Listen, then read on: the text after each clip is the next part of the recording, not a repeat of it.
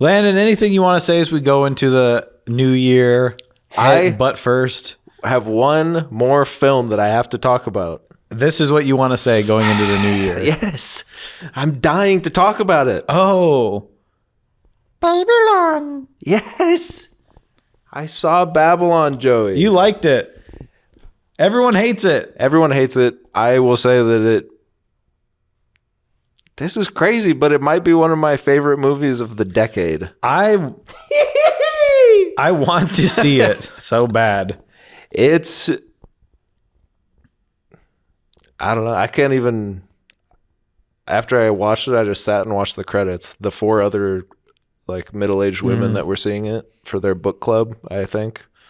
Even though it's not really based on a book. I don't know. Maybe it's a film club. Look, I only say book club because they showed the trailer for book club next chapter. Oh, no. Before the movie. And they all held up their copy of book club next chapter. Jane Fonda and a bunch of old bags in a movie. But then 2 trailers later, they show 80 for Brady. Another Jane Fonda and 3 other old bags go to the Super Bowl.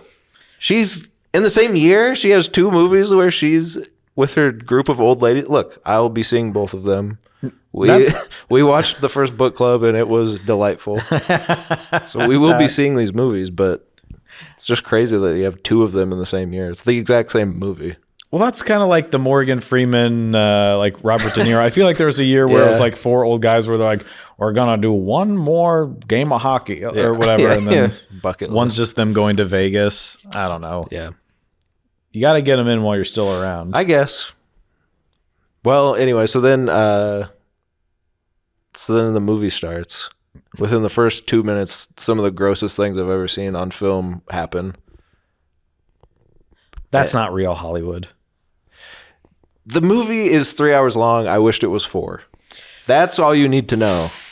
Margot Robbie, if you didn't like her before, you will now. I don't know why you wouldn't have liked her before, but she's incredible. The main guy, Diego Calva, he's incredible.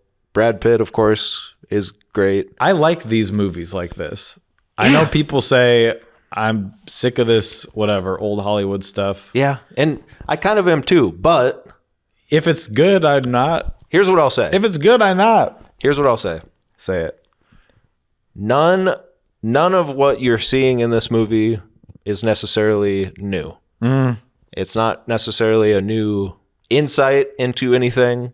We know the stories. We know it was debaucherous. Everyone was partying and stuff. We know the transition from talkies into, or from the silent era into the talkies. We know it was a troubling time for all. Yes, we all saw The Artist in theaters and couldn't move a muscle. But this is the best and most compelling version of any of that I've ever seen. That's the true magic. The camera moves throughout. Here's something else. I laughed out loud. I saw it alone with 4 other ladies and then I think a couple in front of me that didn't really talk the whole time or anything. They didn't like it. The 4 ladies, responsive to everything. Yeah. It was great. But these 2. But there's one scene in particular where literally everyone was dying laughing. And it's just kind of funny because usually when they say like a movie like this is funny, it's like the smart person kind of funny where it's not funny. It's like, isn't it interesting? Like a New Yorker comic or something. Yeah. And you're like, well, that's not funny. That's not actually funny. But this movie is actually funny. There's slapstick. People are falling over and crap. There's just the camera moves through the parties and stuff that's in such a way that you say, God, so many people made this movie happen. And it's incredible. And then some people are just like, it's fine. I'm not even going to see it. Yeah, I mean, your mileage may vary, of course. It is a subjective art form, but... Oh, and the ending did leave me... There's a part at the end where you're like, what? If you see the movie, you'll know what I'm talking about. And it kind of ties into what I was talking about earlier. But there's a choice that is made by the director, who I believe just had carte blanche to do whatever he wanted. This is Chazelle, of course. Yes. I like everything he's done. Yeah. I think this is a perfect sort of amalgam of all of his best things that he does. Some scenes are tense. Some scenes are funny. Some scenes are musical. The score is incredible. Mm-hmm. It's just blasting you in the face for 3 hours, and you just take it in. You just love it. Yeah, I gotta see this. I would recommend anyone see it. It's so good. I'm gonna have to see it by myself. There's differing opinions in our household. When the trailer ended, I was ecstatic. Person next to me was not. Yeah. We parted ways. Never the twain shall meet. Yeah. Yeah, I told the person with whom I live all of the things that I thought would get her intrigued by it, and mainly the 3 hour. Yeah. That's the big thing. But when you're sitting there and you're just in it, and you're like, that's the other thing. I'll go by myself. It's 3 hours. Just let me. Yeah, what else am I doing? Let me marinate in this. And you will too. Oh. The heated seats. Oh, and some people are like, it's so there, because it does start on a pretty gross note. Oh, but nasty. But that's on purpose. Okay. That's on purpose.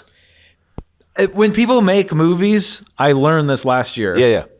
Going into this year, I want to remember this. The stuff that they do, like that they put in the script and put on screen, yeah, it usually has like a reason. Yeah. Usually. Yeah, okay. I will say I don't know necessarily what Damien Chazelle is ever saying. No, he's just showing stuff. I mean, but he's a great technician. It's musical. It's incredible. It's incredible to witness. It's spectacle in the highest level, but artistically done. It's not spectacle in the Avatar way. Even with First Man. Yeah, he's following I gotta see it. What is arguably maybe one of the boringest American heroes. Neil Armstrong, who just did his job. Yeah. Like he went to training and it's still intense and it's like crazy and you're going to throw up half the movie because it's spinning all over the place. And you're like, is he going to die? And I know in my head that he does. Yeah. I know that he blew up on the moon. Yeah. It's unfortunate, but yeah. But even that, everything just looks great, and it's just kind of, it's not like a Hidden Figures. There's no like overarching like this was the first. I mean, it's like he did step on the moon first, I guess, if you want to believe that story. Yeah. Well, but that's a great movie. Yeah, I gotta see that. But the guy, he's good. He has a vision. That's I like to see that. And no, it is saying something, but it's not, like I said, it's not necessarily an original sort of insight. Mm-hmm. It's just kind of showing things that we've all kind of seen or read about or heard before. But fine. It's the best that I've ever seen it done. It is. And I think people are everyone's a little...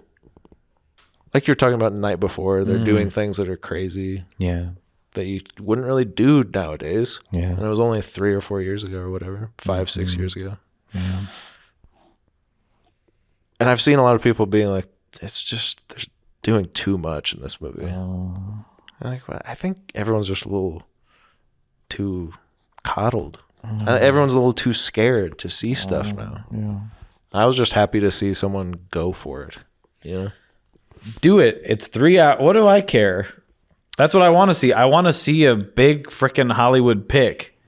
Okay? Mm-hmm. I do. I don't want a you pick 2. I want a Hollywood pick 2. What's up?